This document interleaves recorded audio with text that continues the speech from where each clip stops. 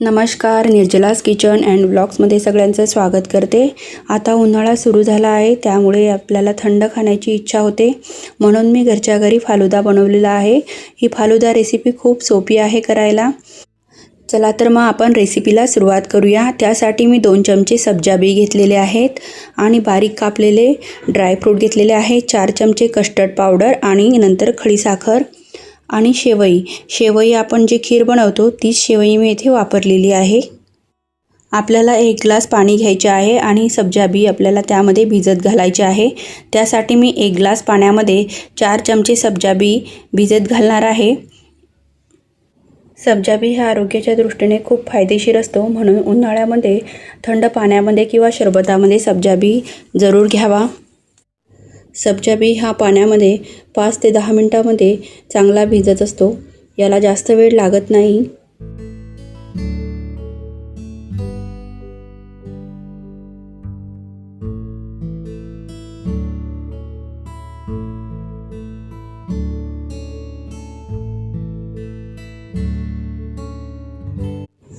आता हा सब्जा बी आपल्याला 5 ते 10 मिनिटं असा भिजत ठेवायचा आहे।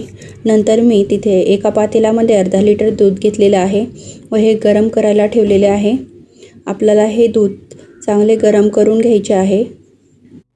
दुधाला आपल्याला चांगली उकळी येऊ द्यायची आहे। 5 मिनिटं मी हे दूध चांगले उकळून घेतलेले आहेत। नंतर मी येथे अर्धी वाटी शेवया घेतलेल्या आहेत व ह्या शेवया उकळत्या दुधामध्ये मिक्स करून घेतलेले आहे। 2 ते 3 मिनिटांसाठी आपल्याला चमच्याच्या साहाय्याने दूध आणखी एकत्र करून घ्यायचे आहे। दुधामध्ये शेवया मिक्स केल्यानंतर आपल्याला चमच्याच्या साहाय्याने दूध सारखे घोटत घ्यायचे आहे, जेणेकरून शेवया खाली पातेल्याला लागणार नाहीत। नंतर मी इथे 1 वाटी खडी साखर घेतलेली आहे। आपल्याला हळूहळू ही खडी साखर या दुधामध्ये मिक्स करत घ्यायची आहे। तुमच्याकडे जर खडी साखर नसेल तर तुम्ही इथे साखरेचा सुद्धा वापर करू शकतात, परंतु खडी साखर ही आपल्या शरीरासाठी साखरेपेक्षा केव्हाही चांगली, त्यासाठी मी इथे खडी साखरेचा वापर केलेला आहे। दुधामध्ये ही खडी साखर आपल्याला पूर्णपणे विरघळून घ्यायची आहे।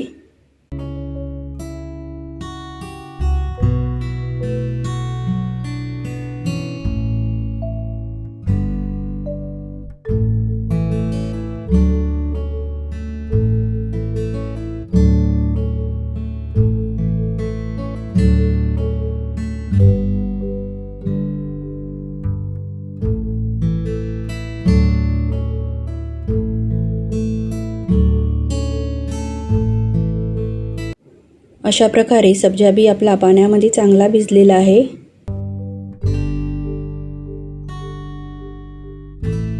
नंतर एका बाउलमध्ये मी इथे 4 चमचे कस्टर्ड पावडर घेतलेली आहे। ही कस्टर्ड पावडर आपल्याला थंड दुधामध्ये भिजवून घ्यायची आहे। कस्टर्ड पावडर व्यवस्थित मिक्स करून घ्यायची आहे, जेणेकरून याच्या गुठळ्या तयार होणार नाही।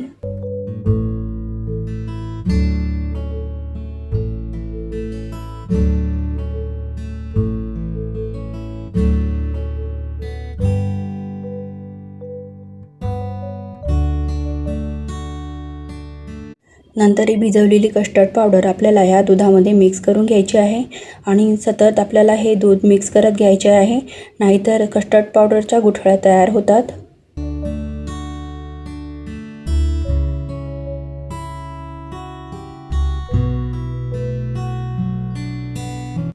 कस्टर्ड पावडर दुधामध्ये घातल्यामुळे दुधाला चांगला दाटसरपणा येतो आणि दूध घट्ट होते।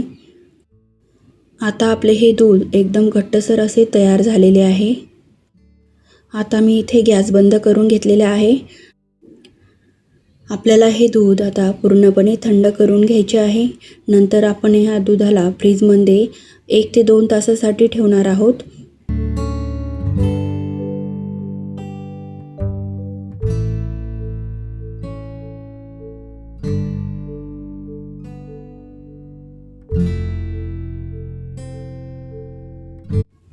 आता हे दूध पूर्णपणे थंड झालेले आहेत। आपण याला कमीत कमी 2 तासासाठी तरी फ्रीजमध्ये ठेवायचे आहे।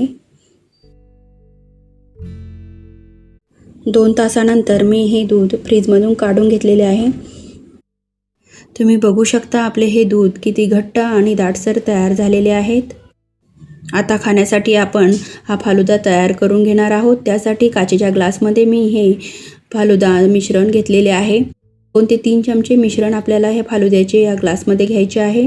नंतर मी येथे सब्जा बी भिजत घातलेला ती आपल्या आवडीनुसार 2 चमचे किंवा 3 चमचे मिक्स करून घ्यायचे आहे। मी येथे सब्जा बीचा जास्त वापर केलेला आहे। 3 चमचे मी सब्जा बी येथे दुधामध्ये घातलेला आहे।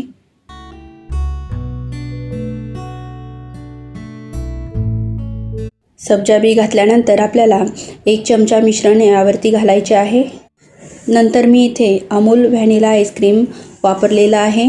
आपल्याला 1 मोठा चमचा आईस्क्रीम यामध्ये मिक्स करून घ्यायचा आहे।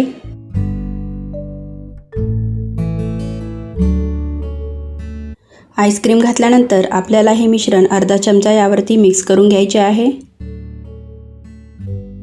नंतर मी इथे आपल्या आवडीनुसार बदाम किंवा पिस्त्याचे काप आपण वरतून घालून घ्यायचे आहेत। थंडगार आणि चविष्ट असा फालुदा आपण मुलांना घरच्या घरी बनवून देऊ शकतो।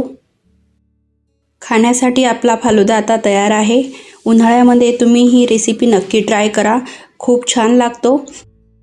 तुम्हाला ही फालुदा रेसिपी कशी वाटली हे कमेंट बॉक्समध्ये नक्की कळवा आणि ही रेसिपी आवडली असेल तर चॅनलला लाईक, शेअर, सबस्क्राईब करायला विसरू नका। भेटूया अशा नवीन रेसिपीसोबत पुढच्या व्हिडिओमध्ये। तोपर्यंत धन्यवाद।